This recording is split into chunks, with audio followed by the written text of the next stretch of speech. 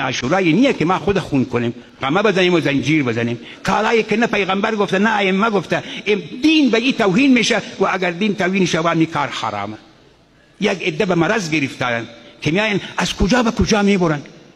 این دینی که این عاشورایی که آمده که نک با تواغیت بجنگین، جان خود قربان دین کنین، نگذارین که در جامعه شما ظلم باشه، زورگو باشه، خود بیاره فوق مردم حساب کنه، از خود قانون وضع کنه، قانون اسلام بگذاره، انتخابات نکنه، به آرای ملت توجه نکنه، با این طاغوت مبارزه کنیم. ما میگیریم این حسینیت میاریم بین یک کیسه خرافات مندازیم، شمشیر زنجیر میزنیم، بعد اونا رو چاقو درست میکنیم که امام حسین خوشحال کنیم.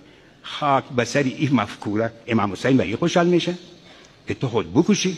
او گفت میگبر طاغوت بکش، تو خودم میزنی. خرافات. درست ما باید حسینیت به مردم دنیا معرفی کنیم. ما باید با برادران اهل سنت خود یک جا باشیم. میامدین شما دیروز حتما یک عده شما دیروز بودین که او بالا و پایین نفر بود، چقدر نفر در این تالار سخنرانی‌ها بود تا ظهر. اما قبول دارن از خرافات جلوگیری کنیم.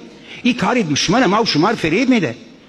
جهات مثبت عاشورا رو میگذاریم، این رو به طرف منفی میبریم.